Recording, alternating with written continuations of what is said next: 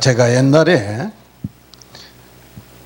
성경을 한번 통독해 봐야 되겠다고 아주 야심찬 계획을 세워서 성경을 읽다가 레위기에 이르러서 자꾸 뭘 짐승을 태워서 드리고 계속해서 제사가 나옵니다. 거기다가 비늘이 있고 진을 믿는 물고기는 먹고 그렇지 않은 것은 먹지 말라고 그럽니다.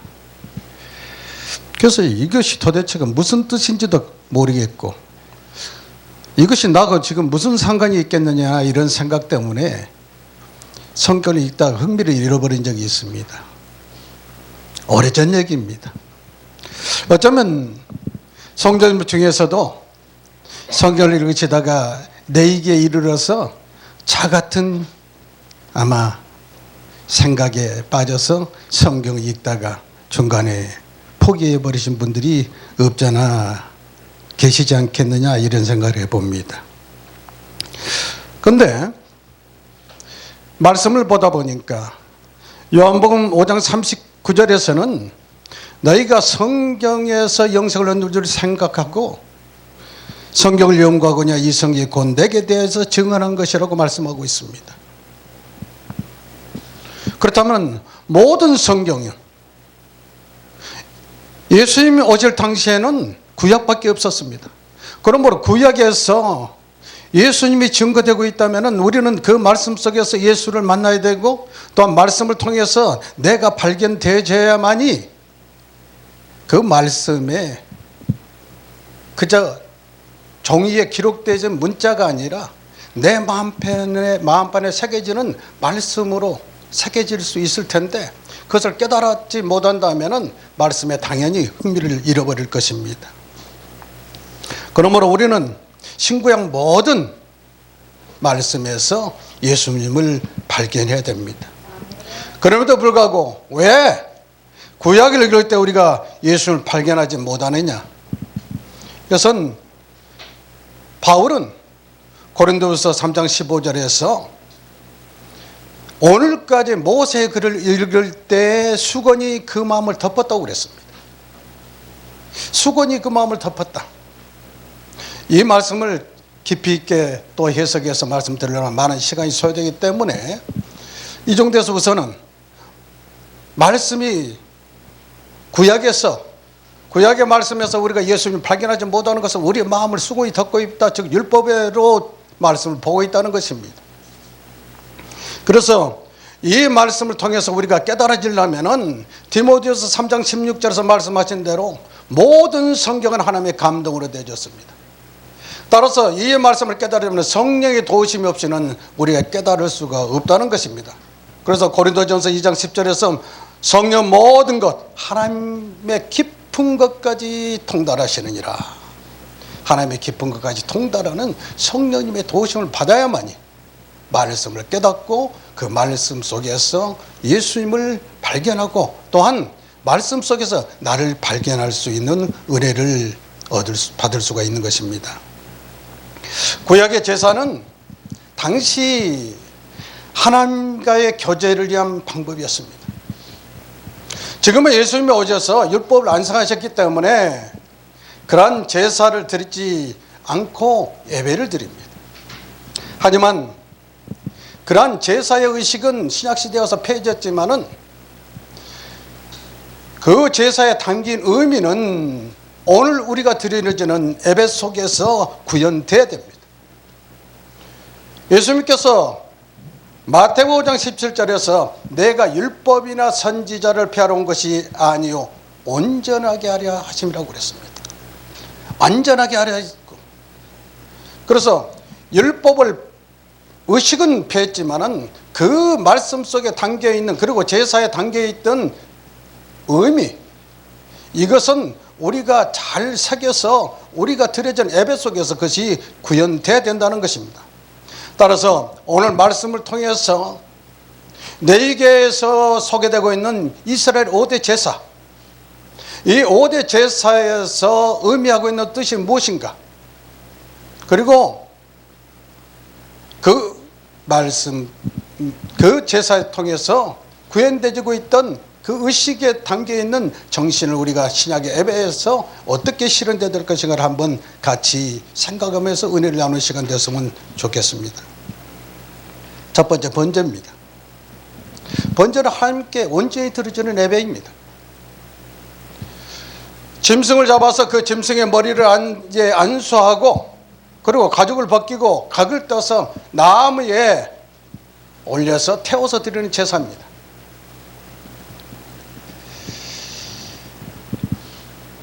짐승의 머리에 안수했다는 것은 제사를 드리는 자가 자기의 죄를 짐승에게 전가했다는 것입니다.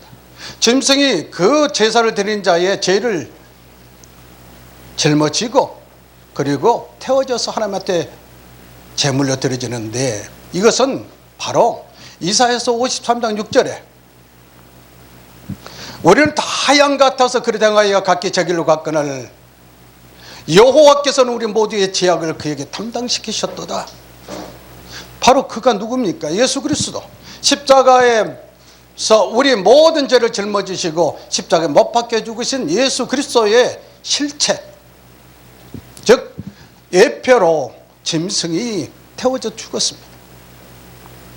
동시에 그 짐승, 제물로 드려진 짐승이 예수로 발견되어야 되고, 동시에 나로 발견되어야만이 우리가 신약시대에 온전한 예배를 드릴 수 있는 것입니다. 태워졌다는 것은 온전하게 드려졌다는 것입니다. 우리의 마음과 영혼을 다해서 하나님께 헌신하는 것, 이것이 번제에 드려지는 제사의 의미인 것입니다. 보면은 에레미야 1장 17절에 보면은, 레위기서 1장 17절에 보면은 불살라 번제를 드릴지니는 화제라 여호와께 향기로운 냄새라고 하고 있습니다. 우리가 고기 태워지는 냄새가 결코 향기롭지 않습니다. 그리고 번제는 태워서 드리는 건데 하나님께서 태워진 고기를 좋아하시는 분이 아닙니다. 그런데 왜 고기 타는 냄새를 향기로운 냄새라고 했겠느냐? 이것을 신약의 말씀에서 발견되어야 되만이 이 말씀이 깨달아지는 것입니다. 에베소서 5장 2절에 보면은 그리스도께서 그는 우리를 위하여 자신을 향기로운 제물과 희생제물로 하나님께 드리셨느니라. 예수님께서 희생의 제물로 향기로운 제물로 드려지는 때문에 바로 그 향기로운 제물이 예수 그리스도이시고, 예수 그리스도 예표로 죽어진 짐승이 그때 태워져서 올라가는 냄새가, 그래서 하나님께서 받으시는 향기로운 냄새라고 말씀하고 있다는 것입니다. 그러나 이제는 예수님께서 오셔서 율법을 완성하셨기 때문에 이러한 짐승을 태워서 드리는 제사는 이제는 그쳤습니다. 그래서 우리는 지금 이 시대의 신약의 예배에서는 로마서 12장 1절에서 바울은 너희 몸을 하나님이 기뻐하시는 거룩한 산 제물로 드리라고 말씀하고 있습니다. 거룩한 산 제물로 드리는 예배, 이것이 바로 신약시대에 드려지는 구약시대의 번제와 같은 예배인 것입니다. 하나님께서는 그와 같은 번제로 드려지는 예배보다 우리의 삶 자체로 드려지는 거룩한 예배, 거룩한 삶을 하나님께서 기뻐하시는 것입니다. 레위기서의 주제는 레위기 11장 45절과 19장 2절에서 내가 거룩하니 너희도 거룩할지어다 이렇게 말씀하고 있습니다. 우리가 거룩해져야 됩니다. 그러나 우리 인생은 스스로 결코 거룩해질 수가 없는 것입니다. 우리 주 예수 그리스도의 보혈로 그 피로 인해서 우리가 제사를 받지 못하면 결코 거룩해질 수가 없다는 것입니다. 그리고 하나님께서는 호세아서 6장 6절에 보면 나는 인애를 원하고 제사를 원하지 아니면 번제보다 하나님 아는 것을 원하신다고 말씀하고 있습니다. 우리는 하나님을 알아야 합니다. 하나님을 알아야 하나님이 기뻐하시는 온전한 예배를 드릴 수 있다는 것입니다. 그래서 하나님을 알 때 힘써서 알아야 합니다. 두 번째 보면은 이스라엘 5대 제사 중에 두 번째가 소제입니다. 첫 번째 번제, 소제, 그리고 화목제, 속제제, 속건제에 이르는데, 소제는 곡식, 곡식을 빻아서 하나님께 드리는 제사입니다. 그렇기 때문에 이스라엘 5대 제사 중에서 피가 없는 제사는 소제뿐입니다. 곡식을 빻아서 드렸다는 것은 밀이나 보리, 알갱이 통째로는 하나님께 드리지 않는다. 이 얘기는 예배자 예수 그리스도의 모습, 즉 겸손하신 예수님이 발견되어야 될 것이고, 동시에 예배자인 내 모습이 발견되어야 됩니다. 내가 깨어지고 부서지고 내 교만이 깨뜨려져야 하나님께서 받으시는 예배자의 모습입니다. 그래서 소재의 곡물을 아주 고운 가루로 빻아서 드렸다는 것은 하나님 앞에 온전히 드려지는 예배자의 모습, 그리고 예수님을 그 실체가 또한 곡물이라는 것입니다. 감사, 인간의 노동의 대가로 얻어지는 그 곡식에 대한 그 결과물에 대해서 하나님께 감사하고 빻아서 드렸다는 것은 순결을 또한 의미하기도 합니다. 동시에 이 소제물에는 결코 누룩이나 꿀이 들어가서는 안 됩니다. 사람은 자기의 작은 일을 아주 부풀리기를 좋아하고 달콤하게 얘기하기를 좋아합니다. 그런 누룩은 재성을 얘기하고 있습니다. 그래서 곡식을 빻아드리는 소제물에는 결단코 누룩이나 꿀이 들어서는 안 되고, 언약의 소금만이 들어갑니다. 소금만이 들어가는 것은 변질되지 않는다는 것입니다. 하나님의 말씀은 영원히 변질되지 않았습니다. 우리가 하나님 앞에 나아갈 때는 이러한 같이 순결하고 감사함으로 나가야 됩니다. 동시에 겸손하고 내 자아가 깨지고 교만이 깨지고 내 욕심이 부서져야만이 하나님이 기뻐 받으시는 예배가 된다는 것입니다. 에레미야 18장에 보면 진흙이 토기장의 손에 있다고 그랬습니다. 우리는 하나님의 손에 붙드는 자인 것입니다.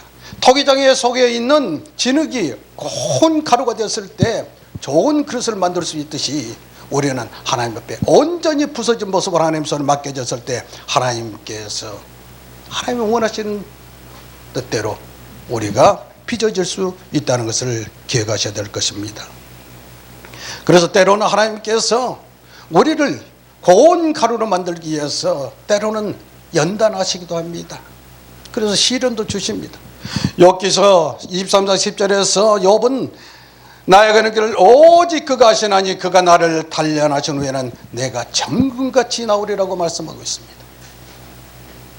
빠지고 다듬어지는 과정은 고통스럽지만은 그 이후에 나오는 것은 정금같이 다듬어지고, 또한 신앙의 인격이 다듬어져서 많은 사람들에게 복이 될 수 있는 그러한 좋은 그릇, 귀한 것으로 만들어지고 동시에 순결한 예배자가 될 수 있는 것입니다. 그래서 우리는 때가 죽어야 됩니다. 갈라디아 2장 20절에서 내가 그리스도와 함께 십자가 못 박혔나니 그런즉 저는 내가 사는 것이 아니라고 말씀하고 있습니다. 내가 사는 것이 아니기 때문에 예배의 자리에 나갔을 때는 나를 드리는 것이 아니라 내 안에 내 주에 계시는 예수 그리스도로 예배를 드릴 때 하나님께서 받으시는, 기뻐 받으시는 예배가 되어야 됩니다. 그러므로 나는 예배 드릴 때 정말로 고운 가루로 빠진 그러한 예배자인가, 내 욕심이, 내 교만이, 내 자아가 온전히 깨어졌는가 스스로를 발견해 봐야 됩니다. 세 번째는 화목제입니다. 화목제는 하나님과 관계 화목하고 그리고 사람들과도 화목해지는 것입니다. 그래서 제사의 애물을, 제물을 일부를 태우고 일부를 태워서 하나님께 드리고 남은 것은 제사장과 함께 나누어 먹습니다. 이것은 하나님과 관계가 중요한 것이 아니라 사람들 공동체 간에서도 관계가 대단히 중요하다는 것입니다. 하나님께서는 내 마음을 다하고 목숨을 다하고 뜻을 다하고 주 너희 하나님을 사랑하라고는, 그리고 이웃을 내 자신같이 사랑하라고 말씀하고 있습니다. 대신관계, 대인관계를 잘해야 올바른 성도가 될 것입니다. 그래서 성도 간의 교조가 굉장히 중요합니다.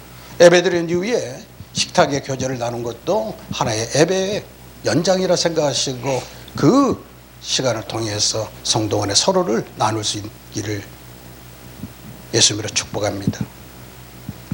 네 번째 속죄제입니다. 이것은 회개입니다. 우리는 부지 중에라도 죄를 지을 수밖에 없습니다. 구약시대도 제사장이나 백성이 죄를 지었을 때 짐승의 피를 뿌려서 그 죄를 씻었습니다. 동시에 지금은 예수 그리스도께서 피 흘려 죽으셨기 때문에 그런 동물의 피가 필요하지 않습니다. 그러나 히브리서 9장 22절을 보면은 피 흘림이 없이는 삶이 없다고 그랬습니다.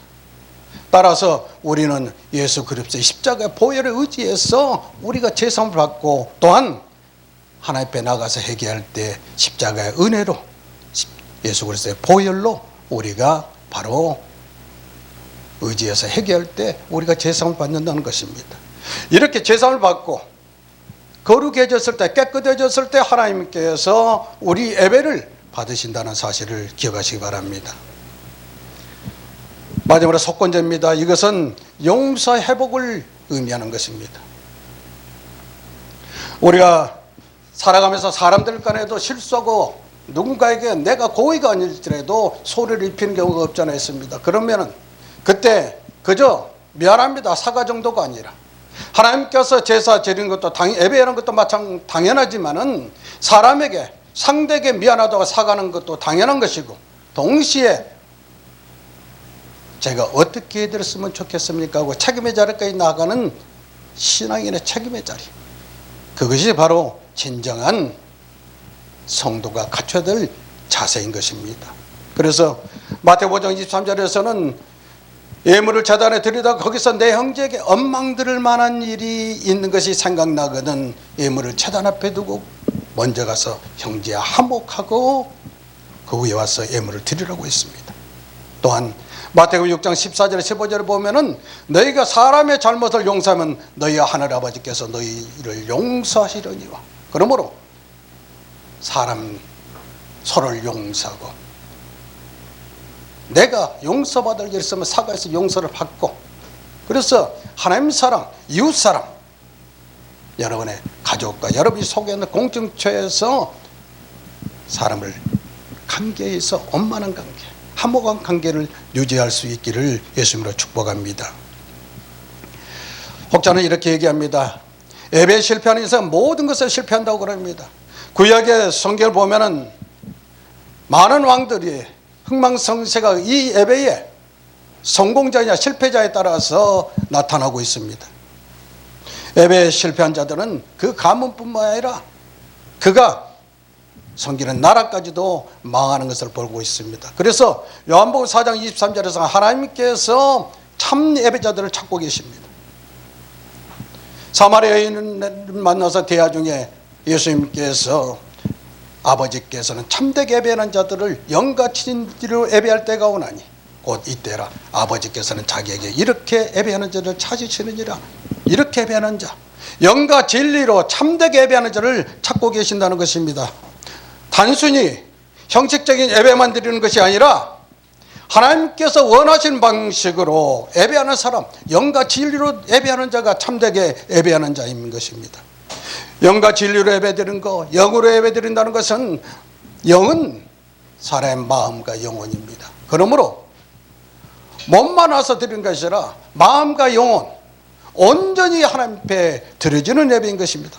진심을 다해서 전심으로 드리는 예배, 이것이 바로 영으로 드리는 예배인 것입니다.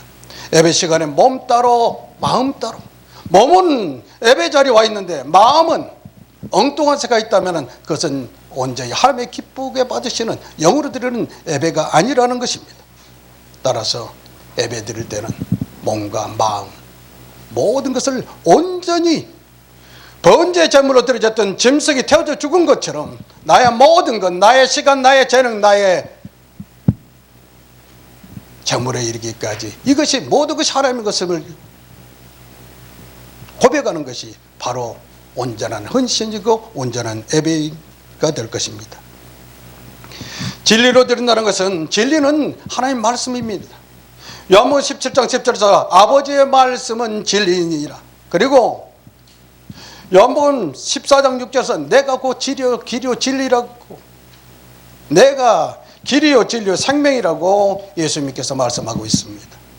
진리로 예배한다는 것은 하나님의 말씀과 예수 그리스도의 중심으로 예배를 드린다는 것입니다. 그래서 참되게 예배하는 자, 참되게 예배하는 자는 하나님의 말씀과 예수 그리스도를 중심으로 해서 자신의 마음과 영혼을 온전히 하나님을 향해서 드리는 예배, 이렇게 드리는 자가 바로 하나님께서 찾으시는 참되게 예배하는 자라는 사실을 기억하시기 바랍니다. 말씀을 마치려 합니다.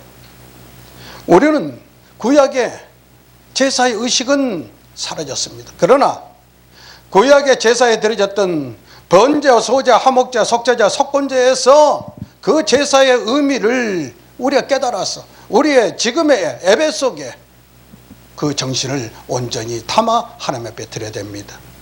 번제처럼 온전히 하나님께 우리의 삶을 드려야 됩니다. 소제처럼 감사, 순결한 마음을 하나님께 드려야 됩니다. 그리고 화목제처럼 하나님을 사랑하고 이웃을 사랑해야 됩니다. 속죄제처럼 회개를 우리는 십자가 은혜를 붙들고 하나님 앞에 나가서 우리의 죄악물을 회개해야 될 것입니다. 동시에 속건제처럼 다른 사람을 용서하고 내 잘못을 또한 용서를 받는 사람과의 관계에 있어서 책임의 자리까지 나가야 될 것입니다. 이제 우리는 말씀으로 돌아가야 합니다. 그리고 예배가 회복되어야 됩니다. 예배는 단순한 의식이 아니라 하나님과의 만남입니다. 성경 말씀을 깊이 묵상하고 하나님의 뜻에 따라 살아가는 삶 자체가 예배가 되어야 할 것입니다. 결론적으로 참된 예배는 형식이 아니라 하나님을 진심으로 찾는 예배, 말씀을 따라 드리는 예배, 이 예배가 하나님이 기뻐 받으시는 영과 진리로 드리는 예배라는 사실을 기억하시고 우리 삶 속에서 우리 삶 자체가 하나님이 기뻐 받으시는 예배가 될 수 있기를 예수님의 이름으로 축복합니다.